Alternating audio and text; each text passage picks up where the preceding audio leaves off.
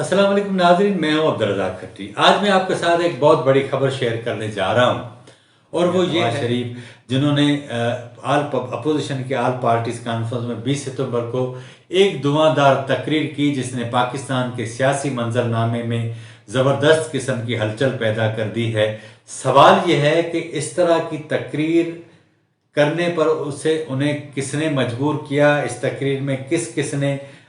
Input दिया, कौन कौन ऐसे लोग थे जिन्होंने ये तकरीर लिखवाई और वो ऐसे कौन से हालात थे जिसने मियां नवाज शरीफ को मजबूर किया कि वो अपनी वो पूरी बड़ास जो है वो उन्होंने निकाल दी। और इस तरह की तवक्को पाकिस्तान के पॉलिटिकल पार्टीज़ को, पाकिस्तान के मीडिया को, खुद इस्टेब्लिशमेंट को भी इस बात का अंदाज़ा नहीं था कि मियां नवाज शरीफ इस तरह की तकरीर करेंगे। इस बात से तो इनकार नहीं कि आज भी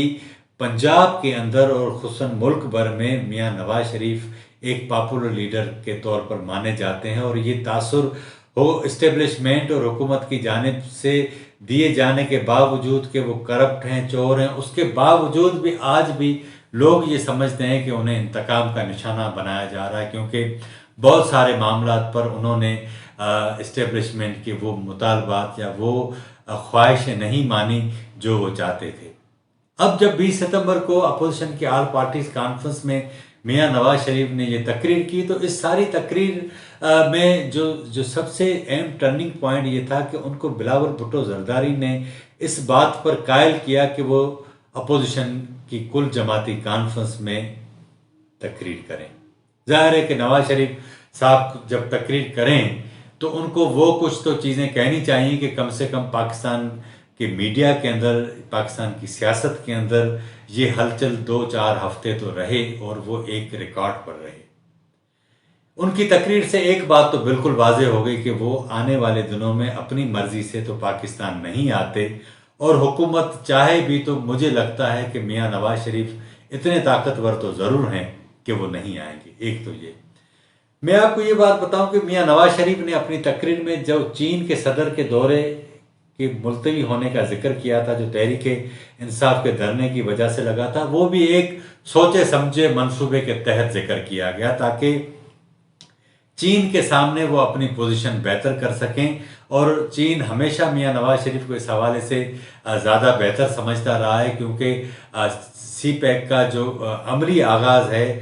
वो मियां नवाज शरीफ के दौर में हुआ। उसके पायोनर जो हैं वो आसिफ अली जरदारी खुद कहलाते भी हैं और वो क्लेम भी करते हैं। तहरीक इंसाफ का जब दौर आया तो खुद उन्होंने जानबूझकर इस पूरे मंसूबे को इल्तवा में रखने की कोशिश की। इसी तरह सऊदी अरब का भी जिक्र जानबूझकर किया गया, क्योंकि हाल ही में शाह महमूद कुरैशी जो वज़ीर ख़ारजा हैं उनकी जानिब से कश्मीर के इशू पर OIC और सऊदी अरब को बराह रास्त तनकीद का निशाना बनाया गया। उसके नतीजे में पाकिस्तान और सऊदी अरब के ताल्लुकात ख़राब हो गए। हमने देखा कि पाकिस्तान किसी भी सूरत सऊदी अरब या दीगर अरब ममालिक के साथ कोई पंगा नहीं ले सकता, क्योंकि उसकी माशी मजबूरियाँ, पाकिस्तान के 20 लाख से ज़ायद लोग मिडल ईस्ट में काम करते हैं और जिनकी माहाना तनख्वाह से हमारे फॉरेन रिजर्व का मामला चलता है। तो ये भी उन्होंने जानबूझकर सऊदी अरब का जिक्र किया ताकि सऊदी अरब की हिमायत को वो इंटैक्ट रख सकें। हमें ज़रा बताते हैं कि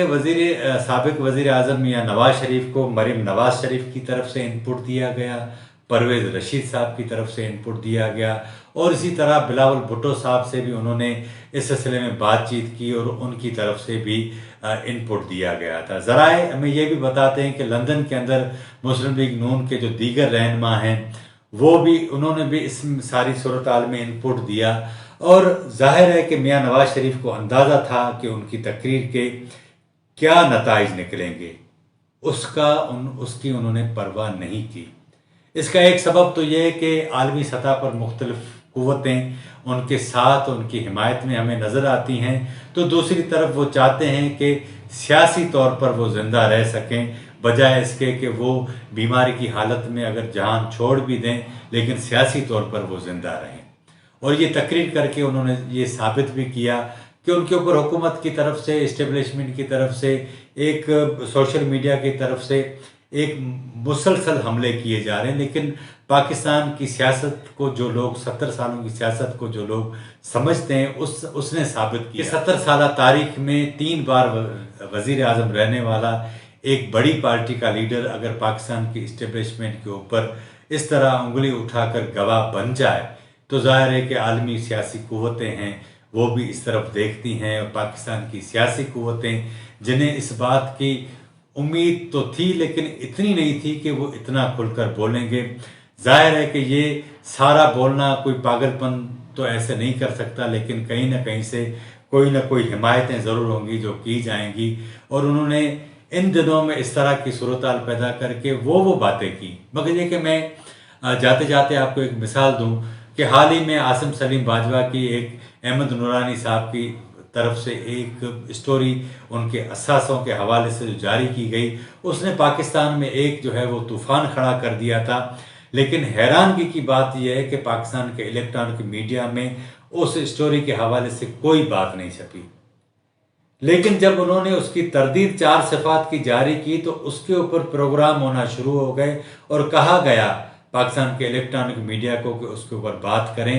اس پوری اسٹوری کو میاں نواز شریف نے اپنی تقریر کا حصہ بنایا، اور انہوں نے پھر یہ بھی بات کی کہ ان کی حکومت کے دوران بلوچستان کی صوبائی اسمبلی کو ختم کروانے میں بھی عاصم سلیم باجوہ کا ہاتھ تھا تاکہ سینٹ کے انتخابات کو مینج کیا جائے۔